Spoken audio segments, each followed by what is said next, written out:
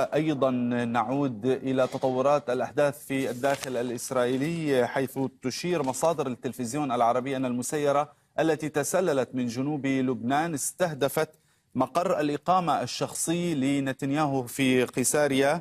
إذن 3 مسيرات عبرت اليوم باتجاه مناطق مختلفة من إسرائيل.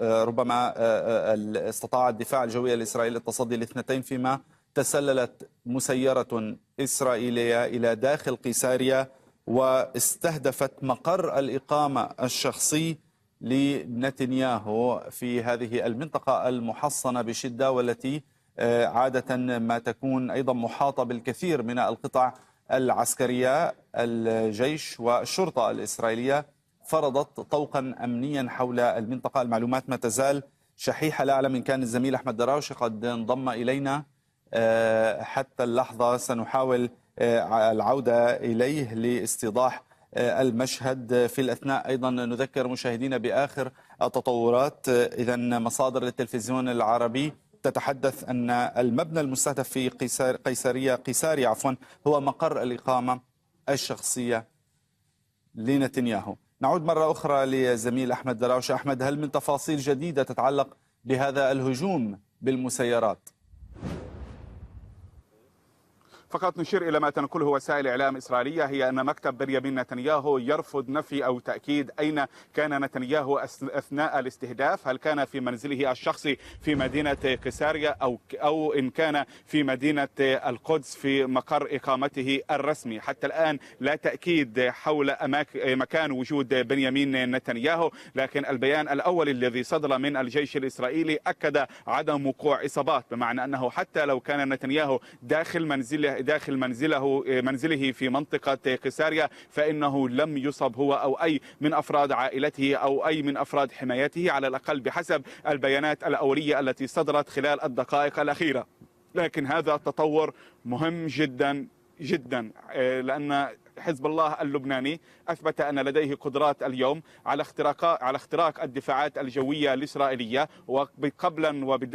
قبل كل شيء قدرة على إخفاء هذه المعلومات عن الإسرائيليين رغم حالة الاختراق الكبيرة التي كانت موجودة خلال الأشهر الماضية. بدأ هذا الأمر أولا بإخفاء إطلاق المسيرات عن الاستخبارات الإسرائيلية، ثانيا إلهاء الدفاعات الجوية الإسرائيلية عبر تمكنها من إسقاط طائرتين مسيرتين، ثالثا تمكن إحدى الطائرات المسيرة وهي الطائرة المسيرة الثالثة من الوصول إلى مدينة قيساريا واستهداف منزل هناك بشكل مباشر. تسبب هذا الأمر بحالة هلع في إسرائيل إلى درجة أنه تم تفعيل صافرات الإنذار في قاعدة جليلوت العسكرية في منطقة جليلوت، في المنطقة التي تقع فيها مقر لمعظم الشعبات الاستخباراتية في إسرائيل، مقر الموساد، مقر شعبة الاستخبارات العسكرية في الجيش الإسرائيلي المعروفة باسم أمان. وبالتالي الشعبة 8200 الوحدة 8200 التابعة لشعبة الاستخبارات العسكرية، والتي سبق لحزب الله اللبناني أن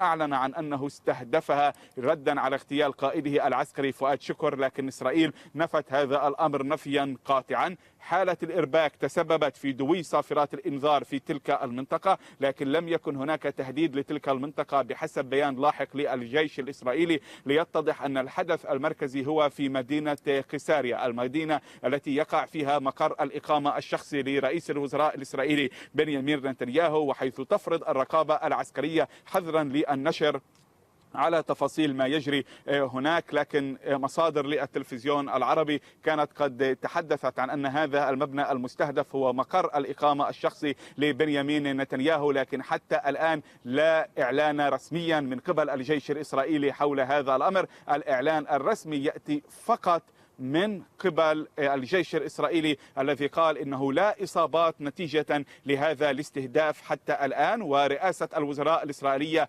ترفض ذكر أين كان بنيامين نتنياهو أثناء الاستهداف، هل كان في منزله الشخصي في مدينة قيساريا أو كان في مقر الإقامة الرسمي أو حتى الشخصي في مدينة القدس. بالتالي يجري ترقب هذا الأمر. عادة خلال أيام السبت خلال السنوات الماضية كان نتنياهو يقضي يوم السبت في منزله الشخصي في مدينة قيساريا. منذ بداية الحرب تغيرت الأوضاع، صار أحيانا يميل إلى تغيير أماكن مبيته عندما يكون هناك اجتماع للكابينت الأمني والسياسي الإسرائيلي، خصوصا الاجتماعات التي تكون متلاحقة. يفضل نتنياهو المبيت في قيساريا على اعتبار أنها أقرب إلى مدينة تل أبيب من مدينة القدس، لكن على العموم حتى اللحظة لا يمكن القول إن كان نتنياهو موجودا في منزله في مدينة قيساريا أو لا. هذا أولا. وثانيا، لا المؤكد أن بنيامين نتنياهو لم يصب على الأقل بحسب البيان الذي صدر عن الجيش الإسرائيلي الذي تحدث عن سقوط مسيرة، لكن دون وقوع إصابات في تلك المنطقة. الجيش الإسرائيلي لا يزال يتحدث في بياناته الرسمية عن استهداف مبنى، يتحدث عن مبنى ولا يتحدث عن منزل، لكن طبعا كلمة مبنى هي كلمة عامة تشمل المنازل وما إلى ذلك، بمعنى أن الرقابة العسكرية الإسرائيلية شديدة جدا في هذه المرحلة في تلك المنطقة على وجه التحديد، ويمنع صحفيون إسرائيليون من الاقتراب من تلك المنطقة، وهذا بحد ذاته إشارة إلى حساسية ما يحدث. عادة حتى عندما سقط صاروخ بالقرب من مفرق جليلوت قبل أسبوعين أو 3 أسابيع، عندما ردت إيران على اغتيال الأمين العام لحزب الله اللبناني حسن نصر الله ورئيس المكتب السياسي لحركة حماس إسماعيل هنية، سمح للصحفيين في مرحلة ما بالذهاب إلى منطقة جليلوت والتقاط الصور من هناك، وكان الزميل أحمد جرداد زار تلك المنطقة والتقط صورا من هناك، ووكالات الأنباء كذلك التقطت صورا من هناك، بمعنى أن الرقابة العسكرية ومنع الصحفيين من الوصول إلى تلك المنطقة هذه في حد ذاتها إشارة إضافية إلى أن المنطقة المستهدفة هي مهمة، وإلى أن المبنى المستهدف هو مبنى مهم بحسب مصادر التلفزيون العربي، بحسب ما نقل الزملاء، فإن الحديث عن منزل رئيس الوزراء الإسرائيلي بنيامين نتنياهو في تلك المنطقة، لكن حتى الآن لم يصدر أي إعلان رسمي من الجيش الإسرائيلي حول هذا الأمر. صافرات الإنذار تدوي الآن، لكن في منطقة تقع عند الحدود اللبنانية وليس في المنطقة المعنية. إذن الحدث الأهم اليوم، الحدث الأبرز اليوم هو استهداف منطقة قيساريا بطائرة مسيرة أطلقت من الأراضي اللبنانية. واللافت هذه المرة أيضا زاهر أن هذه الطائرات المسيرة لم ترفق بعملية تضليل تقليدية بين قوسين. عندما كانت تطلق رشقة صاروخية، من ضمن الرشقة الصاروخية تكون هناك طائرات مسيرة، يتم إلهاء القبة الحديدية عبر التركيز على الرشقة الصاروخية، ومن ثم تشق الطائرة المسيرة طريقها باتجاه الهدف. هذه المرة أبلغ فقط عن طائرات مسيرة، لكن هذه الطائرات المسيرة تمكنت من إشغال وإلهاء القبة الحديدية وحتى الدفاعات الجوية الإسرائيلية بشكل عام، وتمكنت واحدة من الطائرات الطائرات الثلاث التي كانت في هذا السرب من إلهاء الدفاعات الجوية الإسرائيلية والرادارات الإسرائيلية والوصول إلى هدفها. نعم بالتأكيد، يعني حتى الآن لم تتضح كامل الصورة، ما تزال المعلومات شحيحة في ظل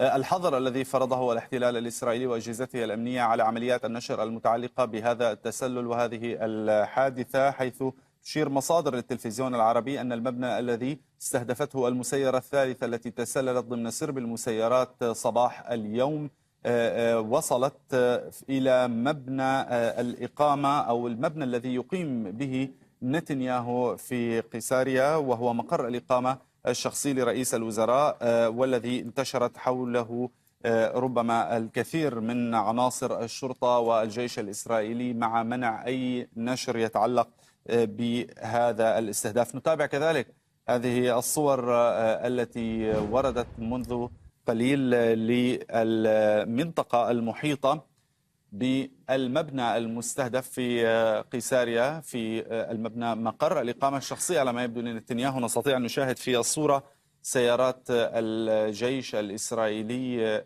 تنتشر في المكان، بالإضافة إلى ربما تصاعد الدخان من المنطقة نتيجة المسيرة التي استهدفت المبنى، التي ترجح بعض المصادر بأنه مقر الإقامة الشخصي لنتنياهو. حتى اللحظة لا بيانات ولا معلومات كافية إن كان نتنياهو قد كان موجودا خلال الهجوم في هذا المبنى. مكتب رئيس الوزراء الإسرائيلي لم يجب على أسئلة الصحافة الإسرائيلية كما نقلت معاريف ويدعوت أحرنوت منذ قليل.